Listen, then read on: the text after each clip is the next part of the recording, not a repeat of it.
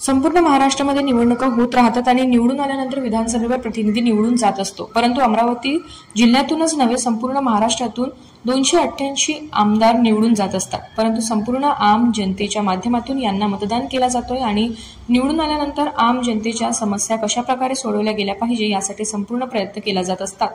कोणाच्या आमदाराच्या अंगी काम करण्याची क्षमता असतो, परंतु कोणाच्या आमदाराच्या मनाला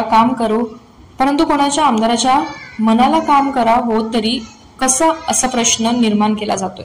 परंतु गजानन लवटे उद्धव बाळासाहेब ठाकरेचे दर्यापूर अंजनगाव मतदारसंघामध्ये निवडून आलेले अधिकृत उमेदवार सत्ता महाराष्ट्रात नाही, केंद्रात नाही, परंतु क्षमता आहे सामान्य नागरिकांची समस्या लढण्याची, हे कौतुकच मानावं लागेल। याचप्रमाणे काही समस्याचं निराकरण करण्यासाठी स्वतःच्या जनसंपर्क कार्यालय ते दर्यापूर मतदार संघामधील सामान्य नागरिक समस्या घेऊन आल्यानंतर त्या विषयावर महसूल विभागामधील कुठेतरी काम होताना दिसत नाही असा प्रश्न आम जनतेपासून माहिती मिळताच चला काहीतरी करूया, संपूर्ण कार्यकर्त्यांना घेऊन व ज्यांच्या समस्या आहे त्यांना सोबत घेऊन तहसील कार्यालय गाठले। ज्या समस्या आहे त्या समस्याचं निराकरण होत नाही, साहेब करावी तरी कसं, मी आमदार आहोत, जनतेचे काम झालेच पाहिजे, मी त्यासाठीच निवडून आलोय, हे रूप त्यांचं पाहायला मिळालं असं वाटतंय। दर्यापूर अंजनगाव मतदारसंघामध्ये कुठेतरी आमदार गजानन लवटे सिंघमच्या भूमिकेमध्ये दिसत आहे।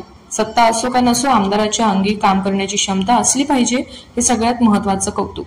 कुठेतरी आम जनतेमध्ये दर्यापूर अंजनगाव मतदारसंघामध्ये काम होतील अशी ऊर्जा निर्माण आमदार गजानन लवटे यांच्या रूपाने दिसत आहे।